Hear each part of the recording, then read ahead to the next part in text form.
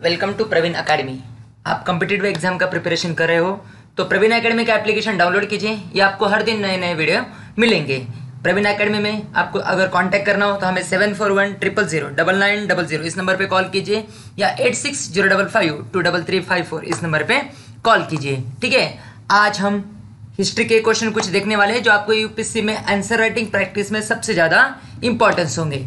तो पहला क्वेश्चन बन रहा है, क्या कारण थे जो मुगल के पतन के बाद मराठा पूरे भारत पर राज नहीं कर पाए। ठीक है, मतलब ऐसे क्या कारण बन रहे थे, मराठा पूरे भारत पर राज नहीं कर पा रहे थे। मराठा एम्पायर था वो इतना लायबल था, उसमें उतनी कैपेसिटी थी उस समय कि वो पूरे भारत में राज कर सकते मुगल के बाद, लेकिन वो कर नहीं पाए।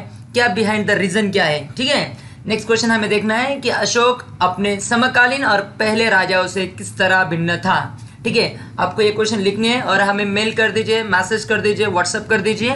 ठीक है, अशोक अपने समकालीन और पहले राजाओं से किस तरह से भिन्न था। तो अशोक ने ऐसे कौन कौन सी चीजें बनाई या कौन कौन सी चीजें अप्लाई की जो पहले और उसके बाद के राजाओं ने नहीं की। ठीक है, हमें इस पॉइंट में लिखने हैं।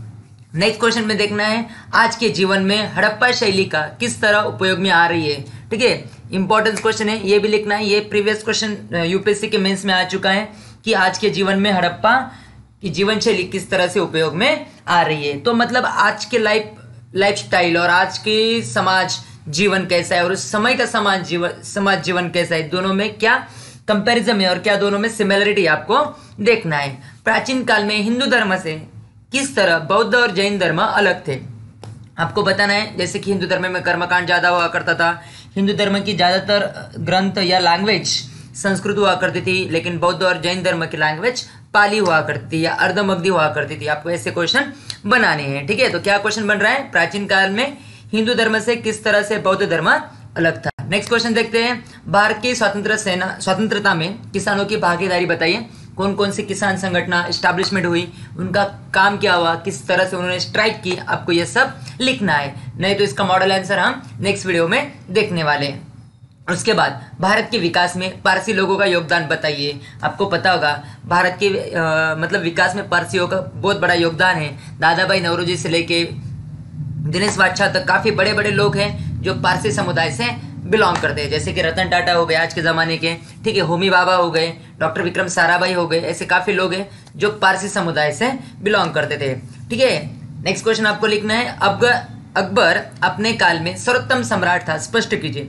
मतलब अकबर ने कौन कौन सी चीज़ें अप्लाई की, कौन कौन सी चीज़ें नहीं लाई जो अपने काल में सर्वोत्कृष्ट सम्राट साबित हुआ, यह आपको लिखना है। नेक्स्ट क्वेश्चन देखते हैं, असहकार आंदोलन और सविनय कायदा भंग एक दूसरे से किस तरह अलग था। ठीक है, नॉन कोऑपरेटिव मूवमेंट एंड आपको तो पता होगा कि असहकार आंदोलन और सविनय कायदा भंग आंदोलन एक दूसरे से किस तरह अलग था, आपको ये लिखना है। 9th नंबर का क्वेश्चन लिखना है आपको, भारत के विकास में लॉर्ड डलहौसी का योगदान बताइए।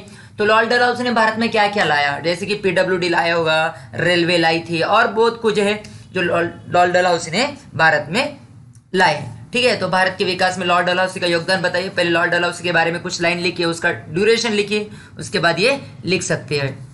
नेक्स्ट क्वेश्चन, राजा राम मोहन राय के समय ब्राह्मो समाज और उसके मृत्यु के पश्चात ब्राह्मो समाज में क्या फर्क था, आपको लिखना है। आपको पता होगा कि राजा राम मोहन राय जाने के बाद आपको ब्राह्मो समाज किन लोगों के पास था, जैसे कि देवेंद्रनाथ टैगोर। ठीक है, इन लोगों देवेंद्रनाथ टैगोर और एक थे, आपको उनका नाम लिखना है और उनमें और राजा राम मोहन राय के समय के ब्राह्मण समाज में क्या फर्क है आपको लिखना है। उत्तर और पूर्व वैदिक काल का फर्क स्पष्ट कीजिए।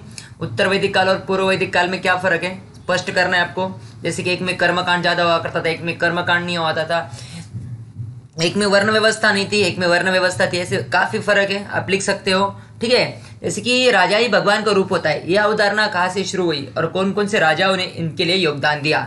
ठीक है, आपको ये क्वेश्चन में बनाना है। ये क्वेश्चन काफी ज्यादातर टफ होगा क्योंकि इसमें आपको काफी नए राज्य लिखने हैं और एक ड्यूरेशन नहीं लिखना है, तो काफी हिस्ट्री का 400-500 साल का हिस्ट्री आप इसमें लिख सकते हो। क्या है क्वेश्चन, राजा ही भगवान का रूप होता है, यह अवधारणा कहाँ से शुरू हुई। ठीक है, और कौन कौन से राजाओं ने इनका योगदान दिया, जैसे कि आपको पता होगा कि यहाँ से आप बलबन थ्योरी लिख सकते हो।